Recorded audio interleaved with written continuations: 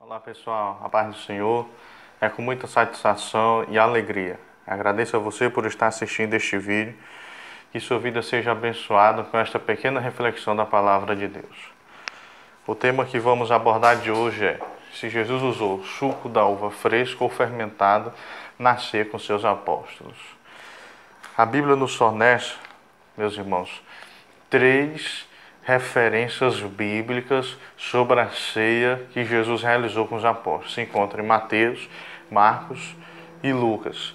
Em Mateus capítulo 22, capítulo 26, Lucas 22 e Marcos capítulo 14.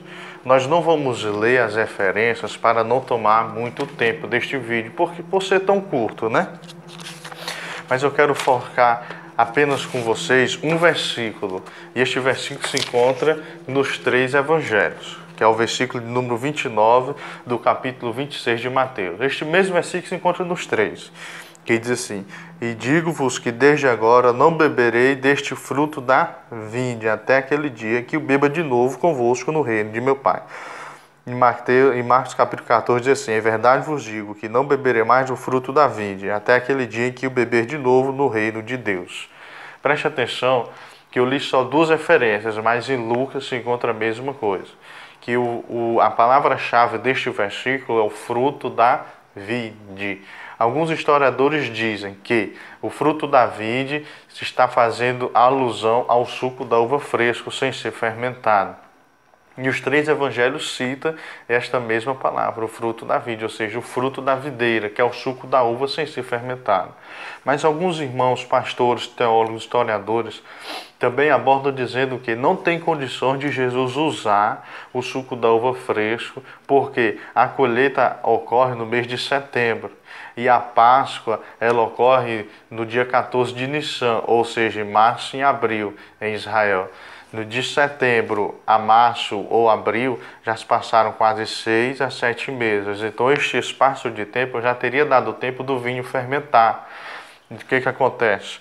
Alguns historiadores argumentam a favor ou contra, dizendo que existia condições de Jesus e seus apóstolos fazerem uso do suco fresco da uva, porque existiam métodos para conservar o suco fresco sem ele fermentar. E um dos métodos, vou apenas abordar dois métodos por causa do tempo, é que o suco da uva, para que ele não venha a fermentar, ele tinha que estar frio, ou seja, tinha que ser mantido frio e no máximo aí 10 graus, abaixo de 10 graus, para que ele não venha a fermentar e livre de oxigênio. Para se manter nesta temperatura, pegava-se o suco da uva, ou seja, o mosto, que é a palavra técnica referida ao suco da uva fresco, era colocado em um vasilhame, pegava esse vasilhame, revestia ele de piche, após esse revestimento, tampava e lacrava ele bem para que não entrasse água, era inserido o vasilhame em um ribeiro, um vale ou um tanque de água, deixava ele ali depositado naquele tanque de água de novo durante 40 dias. Após esses 40 dias, retirava o vasilhame, aí dizem que ele tinha durabilidade de 1 ano, sem fermentar. Durante 1 ano ele permaneceria sem fermentação. Este é um dos argumentos que nós devemos usar e que eu particularmente acredito.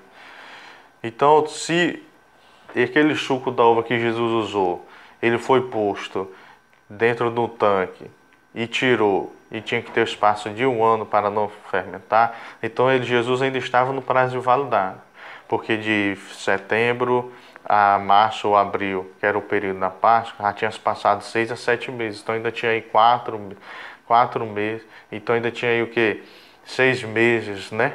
Para fermentar o suco da uva, de 6 a 4 meses, para que o suco da uva perdesse a validade e viesse a fermentar.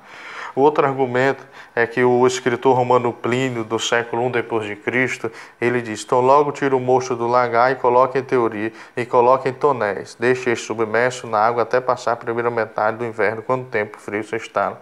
Ou seja, está dando base ao que nós citamos agora.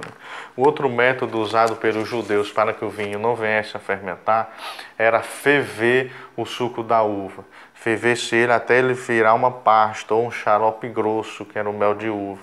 Este xarope era usado para passar em pão, como geleia. E quando você quisesse tomar o suco da uva, você diluía uma quantidade de xarope e uma quantidade de água. Ali se tornaria o suco da uva fresco. Este é outro método que os judeus usavam para não fermentar o suco da uva. E por isso que nós acreditamos que Jesus fez uso do suco da uva, porque existiam condições do suco da uva não ser fermentado. Outro argumento também que nós queremos usar, meu irmão, e você que está aí me assistindo, é que o suco da uva ele foi instituído durante a Páscoa. Se você abrir a sua Bíblia, lá em Mateus, capítulo 26, vai estar escrito assim.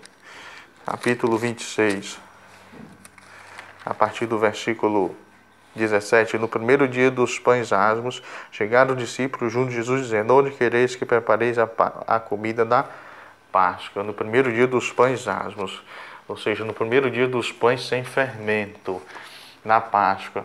Jesus retorna a Jerusalém na quinta-feira. Quando dá na quinta-feira, às 18 horas, Jesus se reúne com seus discípulos no cenáculo ou na casa onde ele celebrou a ceia. Às 8 horas da noite ele dá início à cerimônia, canta o hino. Alguns historiadores dizem que foi o Salmo 158 e o Salmo 125, os hinos que os discípulos entoaram no dia da Páscoa.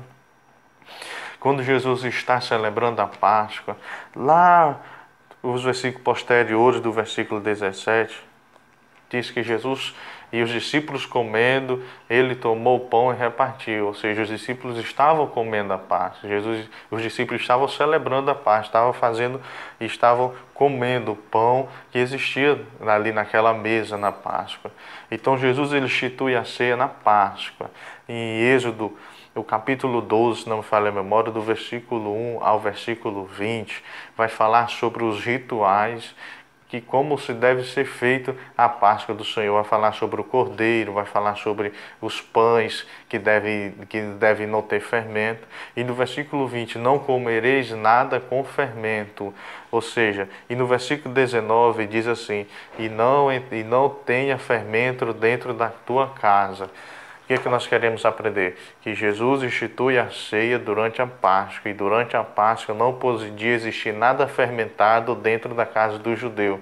Inclusive o pão, por isso que era a festa dos pães asmos, pães sem fermento, e inclusive o vinho que era usado na ceia. Não poderia ser fermentado.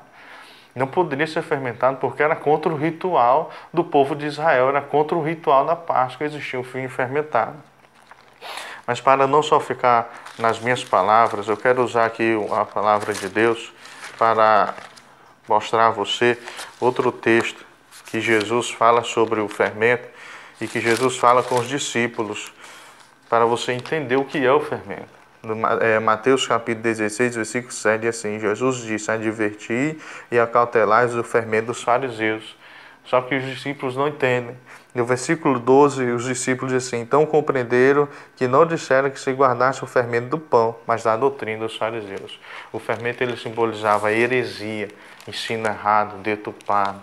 E lá em 1 João capítulo 5, do versículo 7 a 8, diz assim: limpar depois do fermento velho, para que seja uma nova massa, assim como estáis sem fermento, porque Cristo, nossa Páscoa, foi sacrificado por nós. Pelo que façamos festa, não com o fermento velho, nem com o fermento da maldade e da malícia, mas com os asmos da sinceridade e da verdade. Então, o que nós aprendemos? O fermento, ele simbolizava pecado, corrupção, algo que desagradava a Deus. Então, Jesus está celebrando a Páscoa, Jesus institui a ceia dali no meio da Páscoa, no decorrer da Páscoa. Então, nós devemos acreditar, você, meu amigo, nós devemos acreditar que Jesus não usou vinho fermentado, porque existiam condições para se manter fresco o vinho e ele realizou a ceia durante a Páscoa. E durante a Páscoa não poderia se usar fermento. E fermento na Bíblia simboliza pecado, simboliza heresia, simboliza corrupção, simboliza que desagrada a Deus. Em Mateus capítulo 5, versículo 17, Jesus disse que veio cumprir a lei e ele cumpriu a lei fielmente. Então, que Deus te abençoe em nome de Jesus. Espero que essa reflexão tenha te abençoado, que você busque conhecer mais a palavra, que você busque se dedicar mais. É apenas uma pequena reflexão, não posso aqui me prolongar muito, o assunto é muito extenso sobre isso. Então, que Deus te abençoe em nome de Jesus. Todas as terças-feiras vou estar aqui compartilhando com vocês uma porção da palavra de Deus. Que você compartilhe este vídeo aí no grupo da sua igreja, aí na página do Facebook, no Instagram, inclusive no grupo da sua igreja, porque muitos irmãos têm dúvidas sobre este assunto. E espero ter te abençoado em nome de Jesus. Muito obrigado pela sua atenção e até mais. Tchau, tchau. A paz do Senhor.